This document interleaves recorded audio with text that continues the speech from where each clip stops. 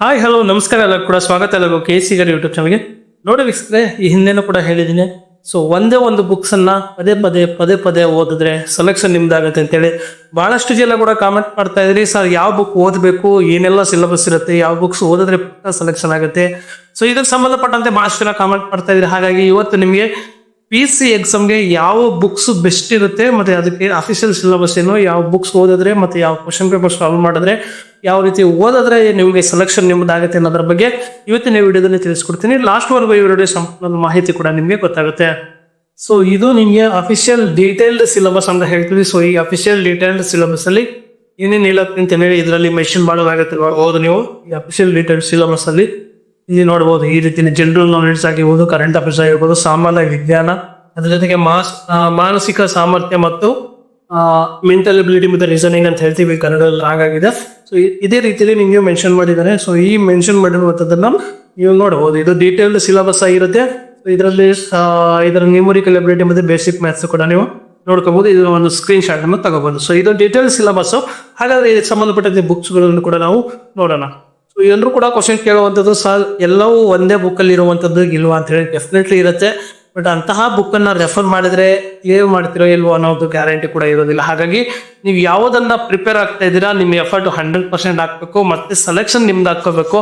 ಯಾಕಂದ್ರೆ waste of time ಮಾಡುವಂಥದ್ದು, ಅದಕ್ಕೆ ಸುಮ್ಮನೆ ಪ್ರಯತ್ನ ಪಡುವಂಥದ್ದು, ಇದಕ್ಕೊಂದು ಕಲ್ಲೇಶನ್ ಅನ್ನುವಂಥದ್ದು ಇದರಲ್ಲೇ ಸೆಲೆಕ್ಷನ್ ಆಗಿದ್ದಿಲ್ಲ. ಹಾಗಾಗಿ ನೀವು ಯಾವುದನ್ನ ಸೆಲೆಕ್ಷನ್ ಮಾಡಬೇಕು, ನೀವು ಸೆಲೆಕ್ಷನ್ ಆಗ್ಬೇಕು ಅಂತ ಅನ್ಕೊಂಡಿದ್ದೀರಾ ಅಂತಹ ಒಂದು ಜಾಬ್ಗೆ ನೀವು ಕಂಪ್ಲೀಟ್ ಎಫರ್ಟ್ ಅನ್ನ ಹಾಕಬೇಕು. ಮೊದಲನೇದಾಗಿ ನೋಡಿದ್ರೆ ವಿಜ್ಞಾನ ಮತ್ತು ತಂತ್ರಜ್ಞಾನಕ್ಕೆ ಸಂಬಂಧಪಟ್ಟಂತೆ ನೋಡಬಹುದು. ಸೈನ್ಸ್ ಸಂಬಂಧಪಟ್ಟಂತಹ ಒಂದು ಫಿಗರ್ ಕೂಡ ನೋಡ್ಕೋಬಹುದು. ಆ ಒಂದು ಬುಕ್ ಅನ್ನು ಪರ್ಚೇಸ್ ಮಾಡ್ಬೇಕಾಗತ್ತೆ. ಮಾನಸಿಕ ಸಾಮರ್ಥ್ಯ ಅಥವಾ ಮೆಂಟಲ್ ಎಬಿಲಿಟಿ ಅಂತ ಹೇಳ್ತೀವಂತ ಬುಕ್ ಮಂಜುನಾಥ್ ಬಡಗಿ ಅವ್ರದ್ದು ಮಾನಸಿಕ ಸಾಮರ್ಥ್ಯ ಒಂದು ಬುಕ್ ಅನ್ನ ನೀವು ಪರ್ಚೇಸ್ ಮಾಡ್ಬೇಕಂದ್ರೆ ಇತಿಹಾಸ ಮತ್ತು ರಾಷ್ಟ್ರೀಯ ಸ್ವಾತಂತ್ರ್ಯ ಚಳುವಳಿಗೆ ಸಂಬಂಧಪಟ್ಟಂತೆ ಸ್ಪರ್ಧಾ ಇತಿಹಾಸ ಅಂತ ಹೇಳಿದ್ರು ನೋಡಬಹುದು. ಆರ್ ಮಂಜುನಾಥ್ ಅವರದು ಈ ಒಂದು ಬುಕ್ ಅನ್ನ ನೀವು ಪರ್ಚೇಸ್ ಮಾಡಿದ್ರೆ ಬೆಟರ್ ಇರುತ್ತೆ. ನಾಲ್ಕನೇದು ಬಂದು ನೋಡಿದ್ರೆ ಭಾರತದ ಸಂವಿಧಾನಕ್ಕೆ ಸಂಬಂಧಪಟ್ಟಂತೆ ನೋಡಬಹುದು. ಸೊ ಈ ಭಾರತದ ಸಂವಿಧಾನಕ್ಕೆ ಸಂಬಂಧಪಟ್ಟಂತೆ ಈ ಬುಕ್ ಅನ್ನ ನೀವು ಡಾಕ್ಟರ್ ಗಂಗಾಧರ್ ಜಾಲ್ ಅಂತ ಹೇಳಿ ಈ ಒಂದು ಬುಕ್ ಅನ್ನ ನೀವು ಪರ್ಚೇಸ್ ಮಾಡಬೇಕು. ಅದರ ಸಂಬಂಧ ಬುಕ್ ಅನ್ನು ಕೂಡ ನೋಡ್ಕೋಬಹುದು. ಭೂಗೋಳ ಶಾಸ್ತ್ರಕ್ಕೆ ಸಂಬಂಧಪಟ್ಟಂತೆ AM ಸೋರೆಸ್ ಅವ್ರದ್ದು ಈ ಒಂದು ಬುಕ್ ಅನ್ನ ನೀವು ಪರ್ಚೇಸ್ ಮಾಡಿದ್ರೆ ಬೆಟರ್ ಇರುತ್ತೆ. ನೆಕ್ಸ್ಟ್ ಇನ್ನೆರಡು ಬುಕ್ ಇದೆ, ಒಟ್ಟು 7 ಬುಕ್ ಇರುವುದು ಕೂಡ ನೋಡಬಹುದು. ಇನ್ನು ಸಾಮಾನ್ಯ ಜ್ಞಾನ ಮತ್ತು ಪರಿಸರ ಇದು ಈ ಒಂದು ಬುಕ್ಗೆ ಸಂಬಂಧಪಟ್ಟಂತೆ ನೋಡೋದಾದ್ರೆ ನೀವು ಒಂದು ವಿನೋದ್ ಕುಮಾರ್ ಜವಳಿ ಅಂತ ಹೇಳಿ ಹೇಳ್ತೀವಿ. ಸೊ ಇವರ ಒಂದು ಬುಕ್ ಅನ್ನ ಪರ್ಚೇಸ್ ಅನ್ನ ಮಾಡ್ಕೋಬಹುದು. ಅದಾದ ನಂತರ ಪ್ರಶ್ನೆ ಪತ್ರಿಕೆಗೆ ಸಂಬಂಧಪಟ್ಟಂತೆ ಕ್ವಶನ್ ಬ್ಯಾಂಕ್ ಗೆ ಸಂಬಂಧಪಟ್ಟಂತೆ ನಾವು ನೋಡೋದಾದ್ರೆ ಸೊ ಕ್ವಶನ್ ಬ್ಯಾಂಕ್ ಬಂದು ಒಂದು KA ವಿಸ್ತರಣಾ ಸಹಿತ ಪ್ರಶ್ನೋತ್ತರ ಮಾಲಿಕೆ ಅಂತ ಹೇಳ್ತೀವಿ. ಸೊ ಇದನ್ನ ಚಾಣಕ್ಯ ಕೆರಿಯರ್ ಅಕಾಡೆಮಿಯಿಂದನೂ ಕೂಡ ಇದನ್ನ ಕೊಟ್ಟಿರುವಂತದ್ದು. ಸೊ ಇದರಲ್ಲಿ ಕ್ವಶನ್ ಪೇಪರ್ಸ್ ಇದಾವೆ. ಸೊ ಇದನ್ನು ಕೂಡ ನೀವು ಪರ್ಚೇಸ್ ಮಾಡಿ ಪ್ರಾಕ್ಟೀಸ್ ಮಾಡಬಹುದು.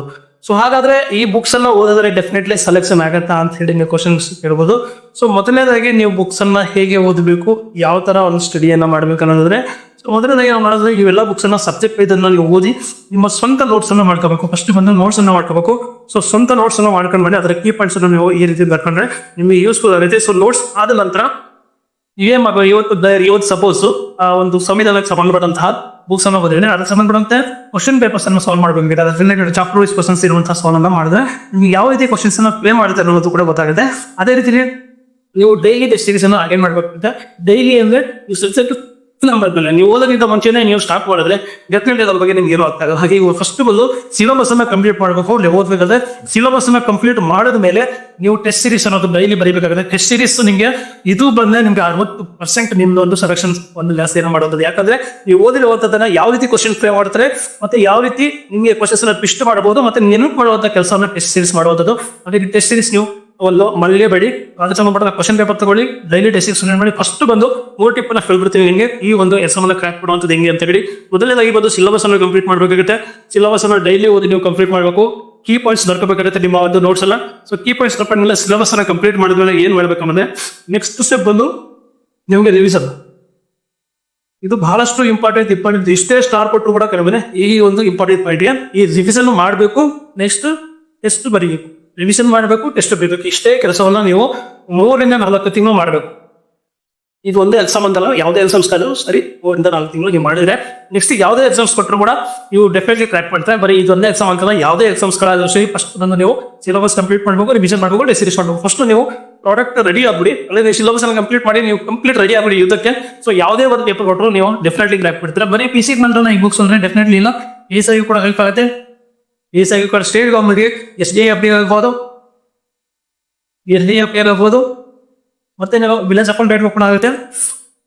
ಸೊ ಈ ರೀತಿ ಸ್ಟೇಟ್ ಗೌರ್ಮೆಂಟ್ ಅಲ್ಲಿ ಕರೆಯುವಂತ ಎಲ್ಲಾ ಎಕ್ಸಾಮ್ಸ್ ಕೂಡ ಹೆಲ್ಪ್ ಆಗುತ್ತೆ. ಈ ಬುಕ್ಸ್ ಅನ್ನ ಲಿಸ್ಟ್ ಮಾಡ್ಕೊಂಡು ನೀವು ಪರ್ಚೇಸ್ ಮಾಡಬೇಕಾಗುತ್ತೆ. ಸೊ ಇಷ್ಟು ಕೂಡ ಈ ಒಂದು ಬುಕ್ಸ್ ಮತ್ತೆ ಸಿಲೆಬಸ್ ಸಂಬಂಧಪಟ್ಟಂತ ವಿಡಿಯೋ. ನಿಮ್ಗೆ ಏನಾದ್ರು ಡೌಟ್ಸ್ ಇದೆ ಅಥವಾ ಏನಾದ್ರು ಹೆಲ್ಪ್ ಬೇಕಾಗಿದೆ ಅಂದ್ರೆ ಈ ಗೈಡೆನ್ಸ್ ಬೇಕಾಗಿದೆ, ಡೆಫಿನೆಟ್ಲಿ ಕಾಮೆಂಟ್ ಬಾಕ್ಸ್, ವಾಟ್ಸ್ಆಪ್ ಮುಖಾಂತರ ಯಾವ್ದು ಮುಖಾಂತರ ನೀವು ಕ್ವಶನ್ಸ್ ಮಾಡಿದ್ರು ನಿಮಗೆ ಆನ್ಸರ್ ಮಾಡ್ತೀನಿ. ನಿಮ್ಗೆ ಎಲ್ಲರೂ ಕೂಡ ಗೊತ್ತಿದೆ. ಇವತ್ತು ನೀವು ಮತ್ತೆ ಸಿಗೋಣ ಹೊಸ ವಿಡಿಯೋ ಇದೆ.